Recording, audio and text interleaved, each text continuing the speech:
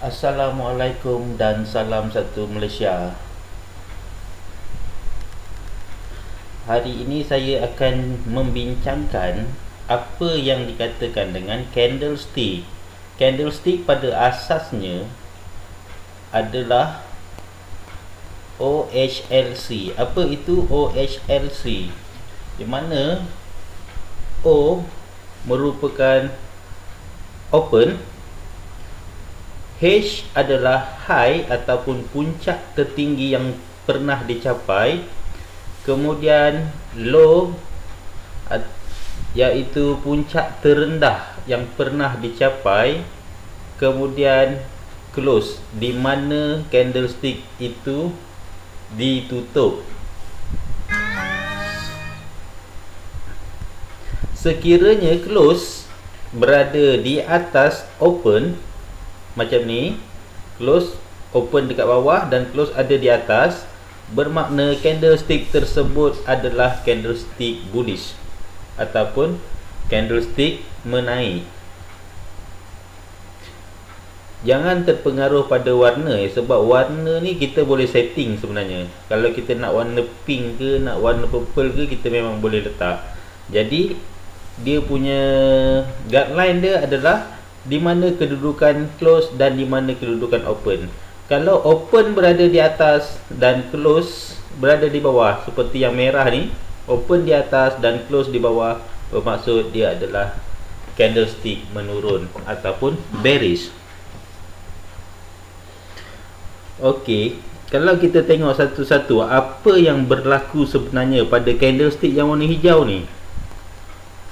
Okey, yang warna hijau ni adalah dalam kotak ni yang berwarna hijau, kita panggil dia dengan body, ataupun yang warna merah ni juga pun adalah body. Ini adalah body untuk bullish candlestick dan ini adalah body untuk bearish candlestick. Okey, yang pin dekat atas dia ni daripada body menuju kepada high. Jadi berapa panjang dia tu kita boleh sukat dalam bentuk pin. Daripada body sampai ke high, sama juga sebelah sini, daripada body sampai ke high kita panggil dengan nama upper shadow. Dan yang bawah daripada body sampai ke low, daripada body sampai ke low iaitu dasar yang pernah dicapai paling rendah, kita panggil dengan lower shadow. Jadi candlestick hanya mempunyai 3 unsur, iaitu body, upper shadow dan lower shadow. Maklumat yang kita boleh ambil ialah berapa besar saiz body, berapa besar saiz high, upper shadow dan berapa panjang lower shadow. Itu maklumat yang kita boleh dapati melalui 3 faktor tersebut, iaitu OHLC: open, high, low, close. Okey, kalau kita perhatikan candlestick yang warna hijau ni, price bermula daripada open di sini. Price bermula untuk candlestick ni di sini. Dia bergantung kepada time frame yang kita gunakan. Sekiranya time frame yang kita gunakan itu adalah time frame M1, bermakna kita punya satu candlestick ni adalah pergerakan dalam 1 minit. Berbanding dengan MN, time frame MN, bermakna satu candlestick ni adalah pergerakan selama sebulan. Jadi yang kita akan gunakan untuk analisis kita akan datang ialah time frame MN, time frame W1, time frame D1 dan time frame H4. Kebanyakannya kita menggunakan H4 yang membawa maksud satu batang candlestick ni mewakili 4 jam punya pergerakan harga. Okey, kita mulakan balik semula daripada open. di sini adalah harga yang mula-mula dibuka, dan kemudiannya harga mencari puncak yang paling rendah. Okey, di sini sampai sini je dia dapat turun, dan kemudiannya dia terus naik, terus memecut naik. Itu yang dikatakan dengan bullish, iaitu menaik, naik dan mencari puncak tertinggi yang kita kenali sebagai high. Okey, bila dia dapat yang tertinggi, kemudian dia turun sedikit dan close di sini. Itu yang kita dapat daripada OHLC candlestick ni. Okey, sebaliknya pada yang warna merah ni, price bermula daripada kawasan sini iaitu open, kemudian price naik sekejap, naik dulu, dan dia cari puncak tertinggi, kemudian daripada situ berlaku rejection dan turun dengan banyak, turun lagi sehingga mencari kawasan yang paling rendah pernah dicapai iaitu low, dan berlaku sedikit rejection dan berakhir di sini. Maknanya close dekat sini. Bila close di bawah open, itu adalah bearish candlestick. Okey, setakat ni habis mengenai OHLC, tapi sebenarnya OHLC ni juga yang akan membentuk banyak bentuk-bentuk candlestick yang kita akan panggil dengan CRS, iaitu candlestick reversal signal, dan juga bentuk doji yang membawa maksud sideways, dan bentuk candlestick continuous signal seperti Marubozu dan sebagainya. Jadi daripada OHLC ni sebenarnya dia akan melahirkan berjuta-juta bentuk candlestick. Jadi pemahaman mengenai OHLC ni sangat-sangat membantulah untuk kita punya trading. Dan saya pernah trading, dan ada video yang saya dah kongsikan dekat YouTube, iaitu video tu tajuk dia Dikama S2S. Trading tak ada menggunakan, saya langsung tak menggunakan SNR, saya langsung tak menggunakan CRS, saya langsung tak menggunakan trendline, cuma candlestick semata-mata sahaja. Ada saya kongsikan dekat YouTube, kalau berminat boleh carilah yang tu. Itu untuk pengenalan candlestick saja sebenarnya. Dan nanti mungkin video yang akan datang saya akan buat benda yang sama untuk pembelajaran kita, jangan risau kat situ. Okey, kita pergi seterusnya.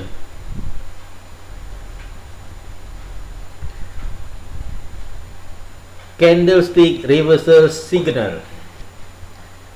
Candlestick reversal signal ada banyak sebenarnya, tapi hari ini saya kongsikan 4 ni dulu sebab ini adalah yang paling asas. Yang pertama sekali, kita kenal dia sebagai hammer. Hammer akan berlaku pada dasar trend bearish.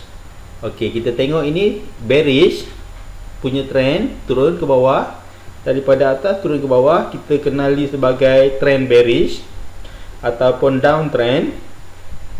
Dan sampai di dasar dia candlesticknya membentuk hammer. Bila ada hammer macam ni, kita tahu kemungkinan besar trend yang berlaku selepasnya adalah reversal, iaitu bullish. Jadi hammer membawa maksud tanda-tanda awal berlakunya bullish. Okey, jadi bila kita tengok hammer ni, bentuk hammer ni, dia open di bahagian sini, kemudian dia turun dengan banyaknya mencari dasar, iaitu low, mencari low, panjang, lepas tu berlaku rejection yang sangat banyak, mencari high, dan dekat high tu dia close. So dia meninggalkan satu lower shadow yang panjang di bawah. Itu yang kita kenali dia sebagai hammer. Lagi panjang shadow, lagi bagus, sebab dia membawa maksud rejection yang sangat banyak. Okey, yang kedua ialah hanging man. Bentuk hanging man sama dengan bentuk hammer. Memang sebiji, sama. Dia tak terikat dengan warna ya. Hammer tadi pun boleh jadi warna hitam. Dia tak semestinya putih. Boleh jadi warna hitam. Dia tak terikat dengan warna. Sama juga dengan hanging man. Dia tak terikat dengan warna. Dan bentuk dia sama. Apa yang membezakan antara hanging man dengan hammer ialah hanging man berlaku di puncak uptrend. Maksudnya trend sebelumnya adalah trend menaik, iaitu bullish trend, uptrend. Kemudian terbentuknya hanging man. Maka kita tahu hanging man adalah reversal signal.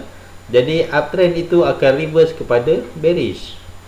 Jadi kita menjangkakan setelah berlakunya hanging man pada puncak trend bullish ni akan berlakunya trend yang berlawanan, iaitu bearish. Kalau macam hammer tadi berlaku pada dasar trend downtrend, jumpa dekat dasar downtrend dan dasar baru kita jumpa, itu adalah hammer. Untuk hanging man kita jumpa dekat puncak uptrend sampai ke puncak jumpa hanging man. Okey, itu adalah signal candlestick reversal signal yang kedua, hanging man. Seterusnya kita panggil dengan nama inverted hammer. Inverted hammer adalah hammer yang terbalik. Macam hammer tapi terbalik. Perasan? Dan fungsi dia pun sama macam hammer juga. Dia duduk di dasar downtrend. Trend yang ada ialah, trend yang asal ialah downtrend, dan terus mencari dasar. Kemudian di dasarnya berlaku candlestick inverted hammer, dan kita akan menjangkakan setelah inverted hammer berlaku akan muncul trend baru, iaitu bullish. Okey, dia berada di dasar downtrend. Dan CRS yang seterusnya ialah shooting star. Okey, shooting star dia punya bentuk saling tak tumpah dengan inverted hammer. Sama. Warna tu bukanlah isu yang besar, it's not a big issue. Warna boleh jadi hitam, boleh jadi putih. Bentuk dia sama. Sama dengan inverted hammer. Tetapi bezanya ialah shooting star berada di puncak uptrend. Trend sebelumnya adalah uptrend. Bila sampai di puncak, terjadinya shooting star, itu adalah signal untuk perubahan trend daripada uptrend kepada downtrend, iaitu bearish. Bearish adalah downtrend. Jadi bila kita jumpa shooting star, kita akan buat sell, dan bila berlaku bearish, kita untung. Itu yang sebenarnya. Okey, untuk candlestick reversal signal ni, saya pecahkan kepada empat kategori sebenarnya. Kategori yang saya maksudkan adalah untuk cara untuk kita menilai tahap-tahap valid dia. Bukan semua CRS yang kita jumpa valid sebenarnya. Jadi untuk memastikan dia valid ataupun dia boleh diguna pakai, kita sendiri yang akan menilai CRS tersebut. Jadi yang pertama, kategori yang pertama ialah saya istilahkan dengan cun. Cun bermaksud cantik lah, yang paling cun. Jadi macam hammer ni, kalau shadow dia ni lagi panjang, dia lagi cun lah. Kalau shadow dia ni pendek, dia bergantung. Kalau 4 CRS ni yang ada ni, hammer, hanging man, inverted hammer dan shooting star, kita akan nilaikan dia berdasarkan dia punya OHLC, iaitu dia punya shadow. Kalau shadow tu lagi panjang, lagi cun. Dan kalau tempat dia tu berada pada zone SNR, itu lebih cun. Jadi kita nilaikan dia. Tahap yang pertama ialah cun. Tahap yang kedua ialah OK. Maknanya dia kurang sikit daripada cun.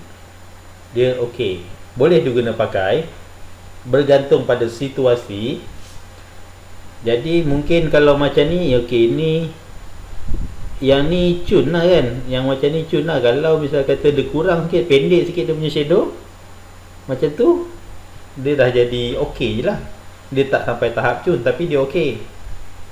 OK, tahap yang ketiga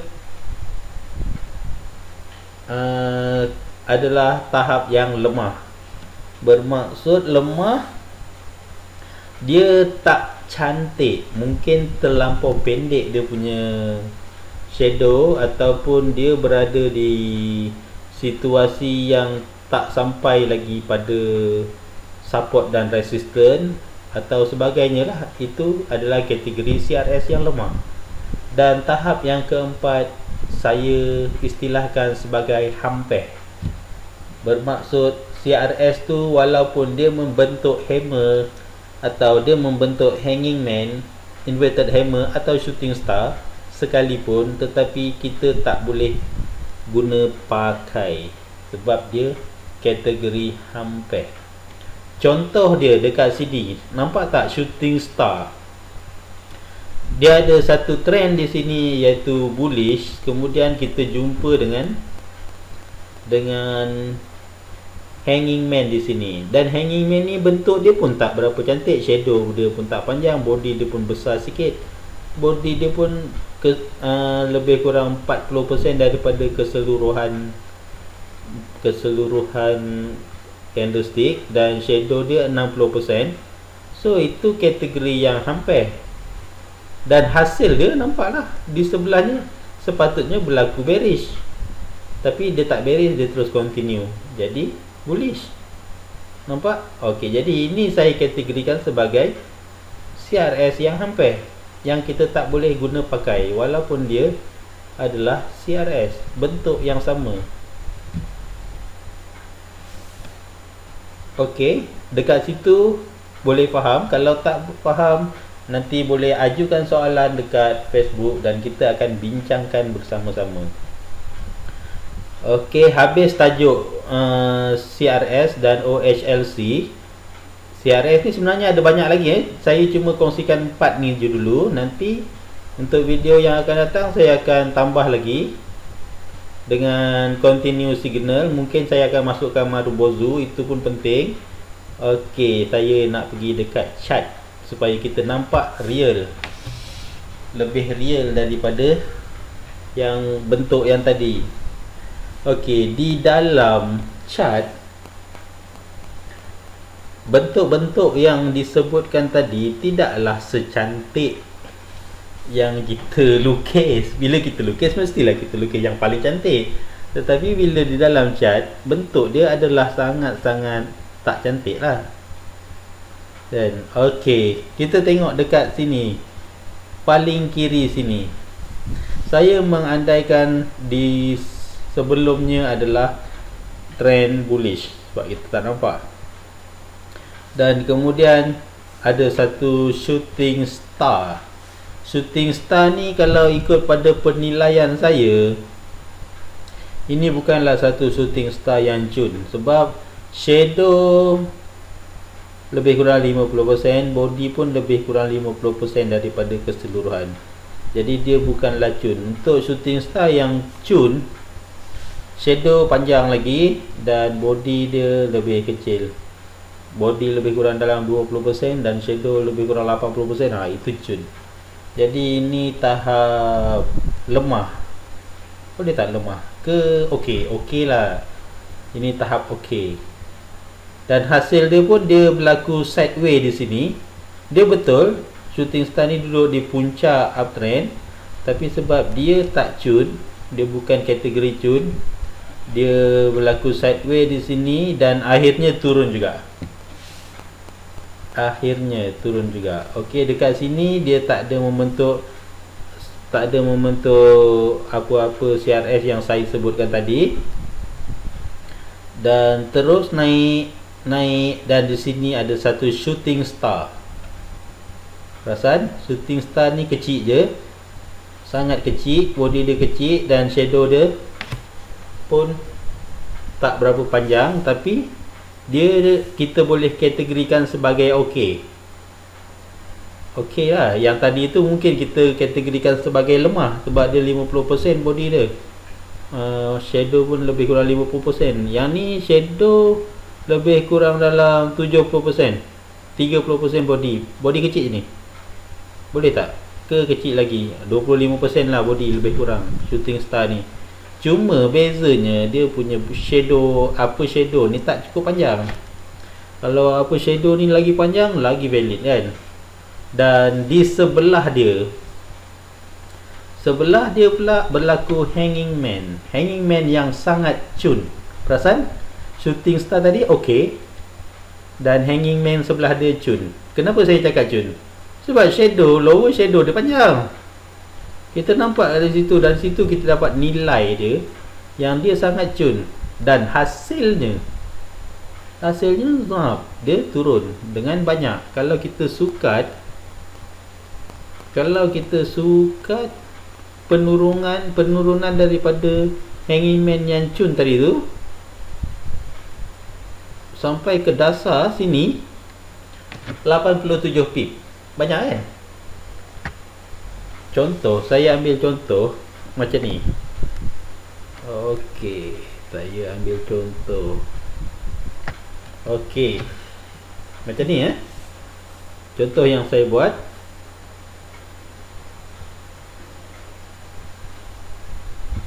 Okey, trend di sini turun, dan selepas tu dia cuba naik. Kita tengok dia naik sampai mana. Okey, naik lagi. Okey, dekat situ dah jadi sedikit doji. Okey, dan ini adalah shooting star yang saya cakap tadi kan, yang kategori okey. Perasan? Yang terakhir ni adalah shooting star yang kategori okey tadi. Jadi okey tu membawa maksud boleh pakai. Hari kita cari lebih confirmation, dan kita dapat satu hanging man yang sangat cun. Perasan tak? Okey, hanging man yang sangat cun. Okey, contohnya daripada sini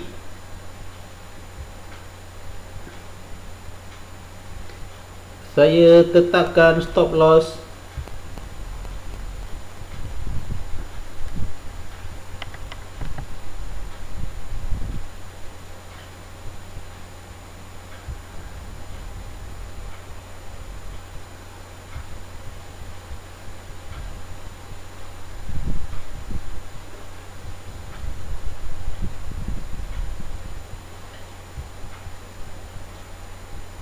Okey, saya tetapkan stop loss lebih kurang 10 pip di atas shadow yang shooting star ni.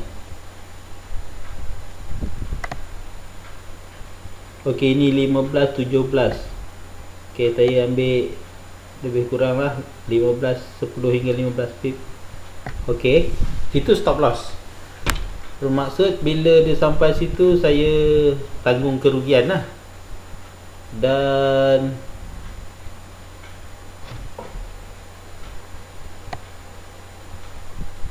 okey, berdasarkan pada hanging man tadi tu, saya buat entry sell. Sebab daripada trend bullish, lepas tu kita jumpa hanging man, jadi kita menjangkakan selepas itu akan berlaku bearish. bearish trend. Jadi ini adalah satu hanging man yang sangat cun. Yang cun, kita tahu dia akan turun. Dan saya setkan TP. Okey, TP saya tak set lagi. Saya biar dulu. Okey, dan kita tengok hasil dia turun kan? Daripada hanging man yang cantik tu dia turun. Dan dia turun lagi. Dan dia turun lagi. Nampak tak? Jadi daripada situ saya saya menggunakan risiko. Saya menanggung risiko sebanyak lebih kurang 25 pip.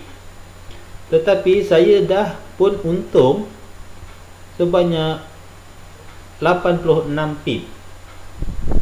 Jadi 4 kali ganda lah risiko saya, risk reward saya, risk reward return kan.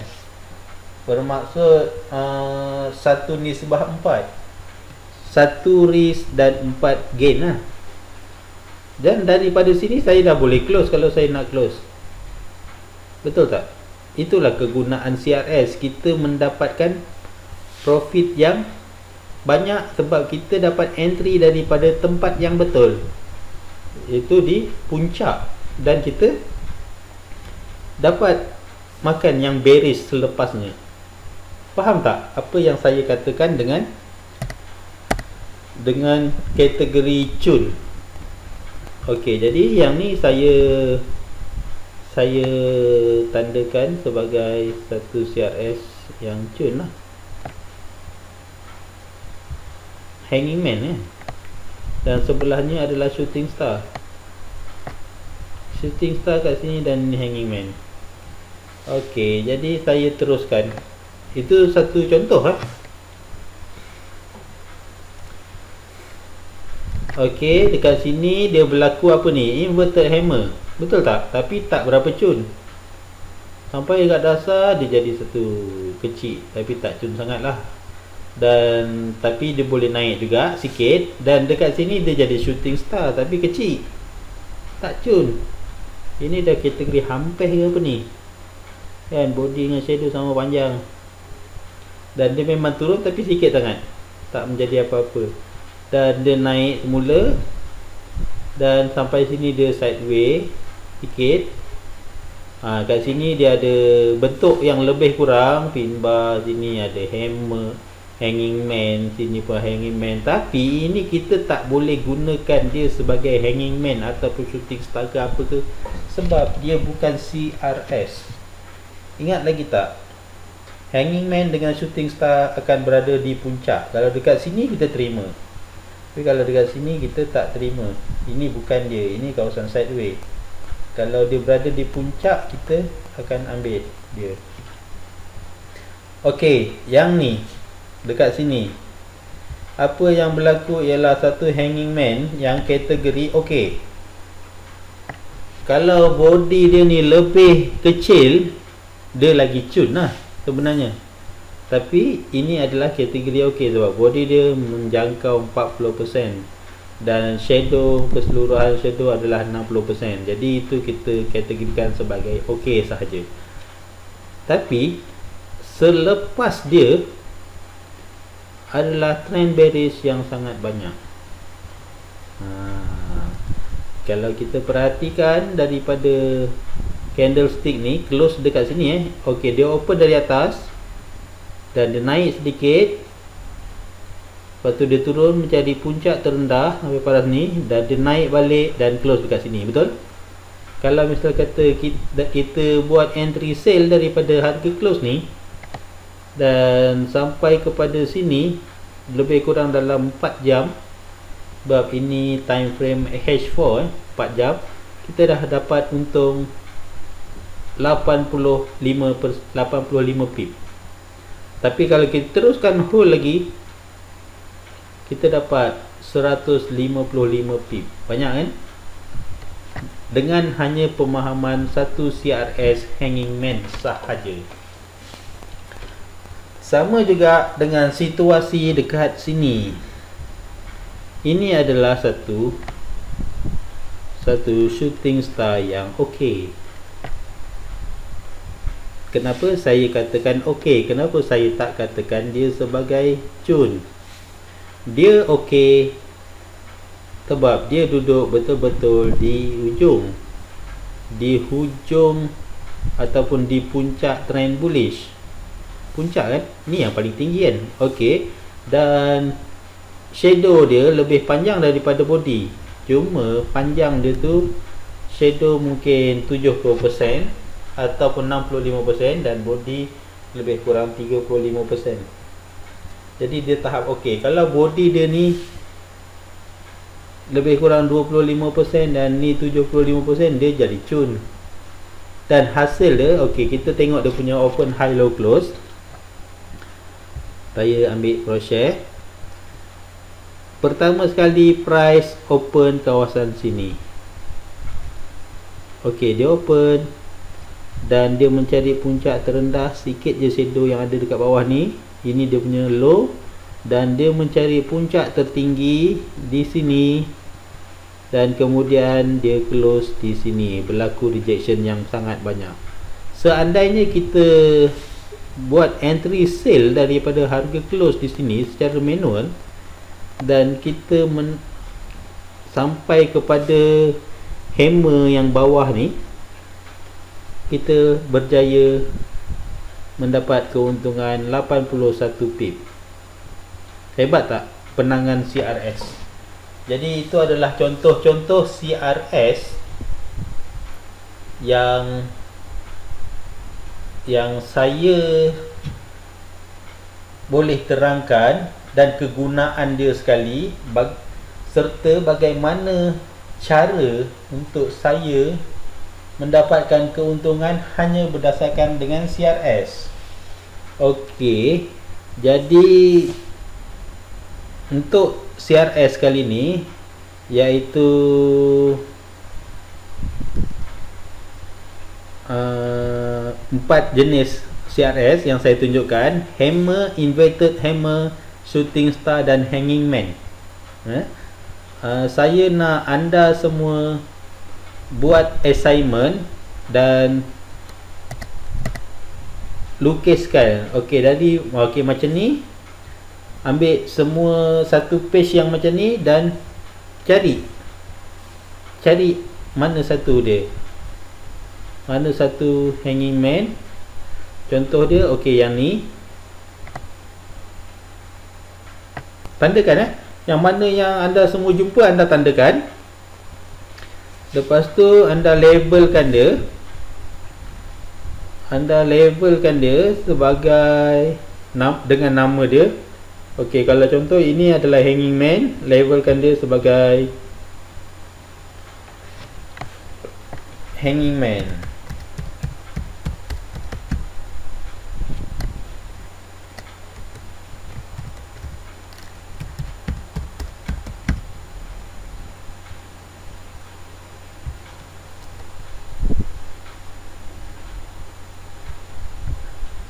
Lepas tu letakkan sekali kategori dia, sama ada dia cun, okey, lemah ataupun hampir. Kalau macam tu saya letak dalam kategori cun. Okey, nampak? Itu hanging man. Oh, besar sangat. Okey, tak apa, saya kecilkan.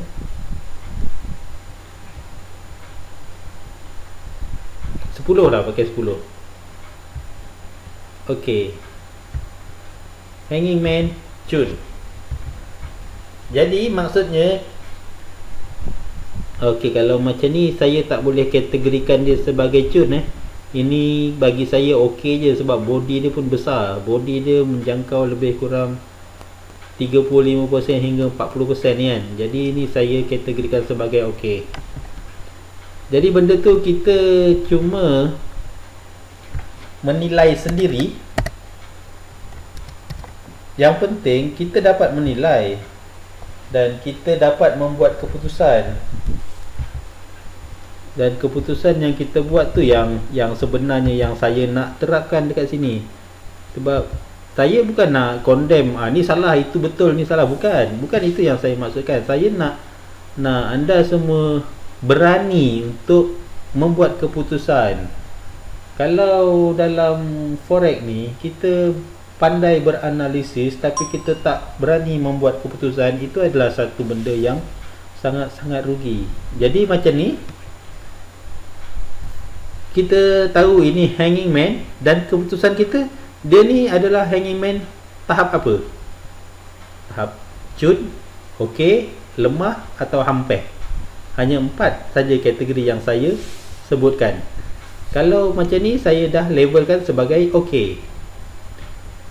Okey, dekat sini kita nampak apa benda? Ini adalah hammer. Hammer ni kategori apa? Macam itulah saya nak anda labelkan dia sebagai hammer dan kategori apa.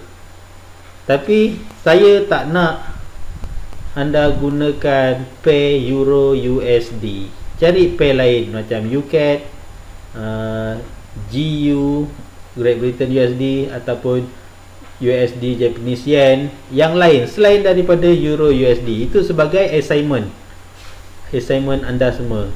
Okey, clear. Kalau ada apa yang tak faham ataupun masih bermasalah dengan apa yang saya terangkan setakat ini, kita boleh bincangkan dalam grup kita di FB. Okey, Assalamualaikum dan salam satu Malaysia.